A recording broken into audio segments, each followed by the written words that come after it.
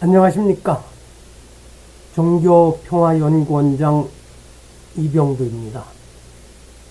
요즘 며칠째, 글쎄 한 일주일쯤 된 것 같은데, 맹추위가 별로 누그러지지 않고 있습니다. 오늘도 아침에 영하 16, 17도까지 내려갔습니다. 이번에 법보신문에 논설위원 칼럼을 쓰면서 처음 머릿속에 이렇게 구상했던 내용을 말씀드려 보겠습니다. 그 신문에 원고 매수가 제한되어 있어서 지금 이 말씀드리는 내용을 축약해서 실었었습니다. 한번 같이, 어쩌면 나이가 좀 드신 분들은 과거의 추억을 함께 떠올려보는 시간이 되기도 할 것 같습니다. 1976년 캐나다 몬트리올에서 열린 하계올림픽, 한국 체육의 역사에 뭐랄까요, 아주 큰 자취를 남겼던 경기였죠. 양정모 선수죠. 레슬링에서 대한민국 역사의 최초의 올림픽 금메달을 안겨주기도 했었던 것을 기억하실 것입니다. 이때 하계올림픽에서 한국 여자 배구가 동메달을 딸 때에 그 키가 작아서 애를 먹던 장면, 또 이회택 선수나 김진국 같은 국가대표 선수들이 세계 무대에는 엄두도 못 내고 아시아 지역 경기에서도 키가 작아서 공을 띄워서 받거나 헤딩을 하기 어려워 힘들어하던 장면들을 생생하게 기억하고 있습니다. 젊은 세대들은 아마 상상도 못할지 모릅니다. 그때 한국 대표팀 축구 선수 중에서 가장 키가 크다는 김재한 선수도 요즘 젊은이들에 비하면 큰 키에 결코 들어가기 어려웠을 텐데, 그 시절은 그랬습니다.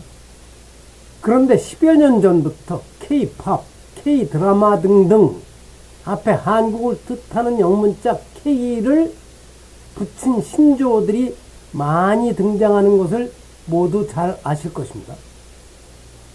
라오스, 캄보디아의 산골 마을에서도 이슬람 그 보수주의의 본거지라고도 할 이란의 TV에서도 한국 드라마를 방영하여 높은 인기를 얻고 있으며, 숱한 현지인들이 이 드라마를 통해 한국어를 배우고 한국 문화에 대한 호기심을 키워가는 것을 이 나라들을 여행하면서 제가 실제로 확인하였습니다. 벌써 8년이 돼갑니다만 2017년 이란 여행할 적에 아주 작은, 글쎄 우리나라 읍소지 정도도 인구가 안 될 것 같은데, 과거에 그 사막을 다니던 대상들이 머물던 그런 곳이라고 합니다만, 거기에 기념품을 파는 가게의 아가씨들이 아주 한국말을 유창하게 해서 제가 혹시 그 테헤란 대학 한국어과 다녔느냐 했더니 그게 아니고 TV 드라마 대장금을 비롯해서 한국 드라마를 보면서 한국어를 익혔다고 해요. 깜짝 놀랐습니다. 그렇습니다. 심지어 불교 집안에서도 K 선명상이라는 말이 유행처럼 번져나가고 있습니다. 전통을 고수하는 보수적인 선언에서도 이에 대해 별로 반대 움직임을 보여주지 않고 있는 것으로 보아, 그런데 이것이 동의한다는 뜻인지 아니면 아예 무시하고 있는 것인지는 제가 확인하기 어렵습니다. 어쨌든 이 말을 쓰는 쪽에서는 동의로 해석하고 싶어질 것입니다. 그런데 K-팝, K-드라마 등 대중예술 분야를 넘어 클래식 음악과 스포츠 쪽에서도 한국 젊은이들이 세계 정상급에서 활약하는 모습이 이제는 낯설지 않은 정도를 넘어 당연하게 여겨질 정도입니다. 손여름, 조성진, 인윤찬 등등등등 세계 무대를 주름잡는 피아노 연주자들과 바이올린, 첼로 이쪽에도 많습니다. 손흥민을 비롯해서 유럽 무대에서 주전으로 활약하는 축구 선수들도 열 손가락만으로는 꼽기 어렵습니다. 운동선수들은 이미 아시아 지역을 넘어 유럽과 아메리카 지역 선수들과 체격 및 체력에서 결코 밀리지 않습니다. 아시아 지역에서도 키가 작아서 경기할 적마다 힘들어하고 오로지 정신력으로 버텨내던 시절과는 그야말로 하늘과 땅 사이만큼 엄청난 차이가 나죠. 클래식과 대중음악 분야의 스타들도 국제 무대에서 자연스럽고 당당합니다. 이런 일이 이른바 스타, 대열에 들어간 특정인들의 능력이 뛰어나서 일어나는 갑작스러운 현상일까요? 물론 그들 개인의 역량과 부모들의 뒷받침이 중요할 것입니다. 그것을 부정하면 안 됩니다. 또 부정할 수도 없습니다. 그런데 세계적인 스타 대열에 들어간 이들뿐 아니라 우리나라 사람들 모두, 특히 젊은이들의 체격이 지난 몇십 년 사이에 매우 빠른 속도로 개선되고 지방의 읍면 단위에도 잔디구장과 실내 체육관을 갖추게 되었습니다. 면 단위마다 좋은 도서관들이 들어서게 됐습니다. 또 많은 집에서 피아노 등 악기를 갖추게 되었으며 서울뿐 아니라 전국 곳곳에 국제 수준의 공연장이 생겨나 어릴 때부터 수준 높은 공연을 직접 감상할 기회가 많아졌기에 가능할 것이라고 저는 생각합니다. 아마 다른 분들도 마찬가지가 아닐까 싶습니다. 옛날에 영국 수상을 두 차례인가 세 차례 지낸 윈스턴 처칠이라는 사람의 입에서 한국에서 민주주의를 기대하는 것은 쓰레기통에서 장미꽃이 피기를 바라는 것과 같다는 모욕적인 말을 들을 정도로 우리나라 대한민국은 살기 어렵고 후진국 평가를 받던 나라였습니다. 일제히 강점에서 풀려나 해방되면서 남과 북이 갈리고 또 동족 상잔의 전쟁을 치르며 고통을 겪었으며 1960년대 말까지도 미국의 원조 물품으로 들어오는 옥수수, 밀가루 이것과 분유가 어린 학생들을 위한 거의 유일한 영양 공급원이었습니다. 초등학교 다닐 때 그 미국의 원조로 들어온 옥수수 가루와 분유 섞어서 빵 만들어서 공급했. 그거 참 애타게 기다렸었죠. 대학 졸업생이 취업할 길이 없어 독일의 광부와 간호사로 나갔으며 1980년대 중반까지도 중동 지역 건설 현장에 나가 돈 버느라 가족과 몇 년 동안 헤어져 지내는 사람들이 이루 헤아릴 수 없이 많았던 나라입니다. 참 가정에 문제가 생기기도 했었죠. 제가 대학 졸업하던 해 1979년에 건설회사에 들어가 사우디아라비아에서 2년 반, 말레이시아에서 2년을 근무한 경력이 있어서 이런 일을 생생하게 알고 있습니다. 제게도 중동 현장에 보내달라며 애타게 부탁하던 친지와 친구들이 많이 있었습니다. 도와주는 사람도 있습니다. 이랬던 대한민국이 아주 짧은 기간에 비약적으로 발전했습니다. 그 원인과 역사를 분석하면 여러 다양한 답이 나오겠지만 그것은 각자가 가지고 있는 이 관점에 따라서 다를 것입니다. 저는 무엇보다도 1960년대 초부터 추진한 이른바 경제개발 5개년 계획 수립 그리고 한국개발연구원을 비롯하여 이를 뒷받침하는 국책연구기관들의 설립이 큰 역할을 했을 것이라고 봅니다.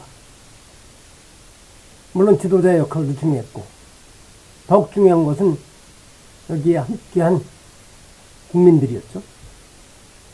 반도체, 자동차, 조선 등 이제 세계의 시장을 이끌고 가고 있는 첨단 산업 분야에서 우리의 선두 기업들이 어느 날 갑자기 등장할 수 있으리라고 여기는 이가 있다면 세상 물정을 너무 모를 정도로 순진하기 짝이 없다고 생각합니다. 유능한 인재가 모인 연구기관에서 국가의 중장기 계획을 세우고 정부와 민간이 함께 그것을 추진하지 못했다면 아무리 특출한 역량을 갖춘 예술인과 운동선수가 태어나더라도 자기 능력을 발휘할 기회를 잡기 어려웠을 것입니다. 이제 정부 각 부처는 산하의 정책연구소를 설립 운영하고 있습니다. 많죠? 교육부 산하에 교육개발원이 있고, 제가 잠시 5년 동안 근무했던 문화체육관광부 산하에도 문화관광정책연구원과 체육과학연구원이 있던가요? 뭐 하여튼 이런 식으로 많습니다. 노동부 산하에는 노동연구도 있고, 하여튼 등등등등 각 부처에 그것이 없는 데는 없습니다. 정당도 그렇고요. 정부보다 출발이 늦었던 기업들이 이제는 정부보다 훨씬 앞서가고 있고, 그래서 정부 출연 연구소들이 민간 기업 연구소들에 대한 의존도가 높아지고 있습니다. 삼성이라는 재벌과 별로 관계가 좋지 않을 것으로 일반인들이 생각하고 있는 노무현 정권 시절에도 고위정책 담당자들이 삼성연구원의 연구 결과를 많이 의존했다고 들었습니다. 제가 왜 불교계 바깥 세상 이야기를 이렇게 길게 할까요? 한국 불교계 범위를 좀 좁혀서 한국 불교계를 대표하는 대한불교조계종이라는 거대 조직이 10년, 20년, 50년 이런 장기 계획은 말할 것도 없고 2, 3년을 내다보는 중기 계획조차 제대로 세워본 적이 없기 때문입니다. 2, 3년은 단기죠. 이 말은 곧 현실 분석이나 미래 계획이 없이 닥치는 대로 조직을 운영해왔다는 뜻입니다. 일제에서 해방된 뒤 미군정, 이승만 정권 등에게서 차별당하고 비구와 취처는 대처하고 같은 말입니다. 취처 사이의 갈등과 분쟁이 이어지면서 중장기 계획을 세울 제대로 된 연구소 설립 운영은 꿈도 꾸기 어려웠던 사정을 10분 이해합니다. 그러나 비구 취처의 분쟁이 일단 마무리된 1962년으로부터 한갑자, 우리가 환갑을 의미죠. 한갑자인 60년이 넘은 지 몇 해가 되었는데 아직도 우리 어려워 이런 말로 속된 표현을 쓰면 면피를 하려고 하면 그것은 핑계로밖에 들리지 않을 것입니다. 그렇다고 흔히 비판을 하는 사람들처럼 조계종단에만 책임을 물으며 비판하는 것에도 저는 동의하지 않습니다. 교단과 사제가 중심인 천주교 쪽에서도 평신도 중심으로 1994년도에 우리 신학연구소가 설립되어 연구 및 토론이 활발하게 이루어졌고 그 결과를 한국 가톨릭 어디로 갈 것이란가라는 훌륭한 업적을 내기도 했습니다. 저는 이 책을 진짜 꼼꼼하게 읽었고 1990년대 말에 책을 사서 여러 사람에게 선물을 하기도 했습니다. 그런데 그게 절판된 지가 오래됐죠. 개신교계에는 이젠 활동이 약해진 크리스천 아카데미를 비롯하여 제3시대 신학연구소, 한국기독교역사연구소, 한국기독교 사회문제연구원 등의 활동이 매우 활발합니다.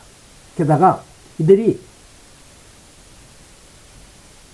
예수교 장로회나 기독교 장로회, 감리교단 같이 교단 아니면 그 교단이 설립해서 운영하는 신학대행 내의 연구소가 아니라는 점도 주목할 만합니다. 주목해야 합니다. 1994년 봄 이른바 조계종 개혁불사의 성과였던 교육원과 포교원이 사라지면서 그 산하의 불학연구소와 포교연구실이 불교사회연구소와 통합된다는 소식을 들으면서 이제 연구소다운 연구소가 들어서서 불교의 역사와 현실을 진단하고 미래 계획을 제대로 세울 수 있겠다는 기대를 하고 있습니다.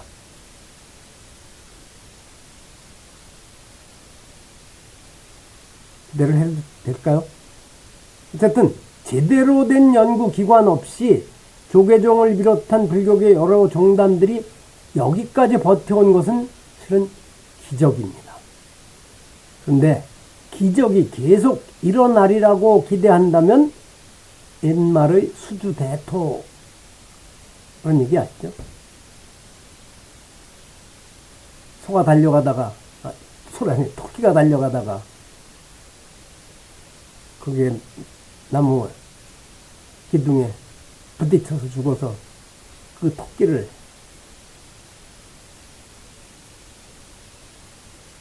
잡아먹은 사람이 계속 그 나무 그루터기 아래서 똑같은 일이 일어나기를 기다렸다고 하는 그런 수주 대토의 주인공처럼 요행을 바라는 것 아니겠습니까? 근데 요행을 바라면 안 되죠. 개인도 그러면 안 되는데 거대한 조직이 요행을 바란다? 그 앞날이 어떻게 될 것 같습니까? 더 이상 이야기는 하지 않겠습니다.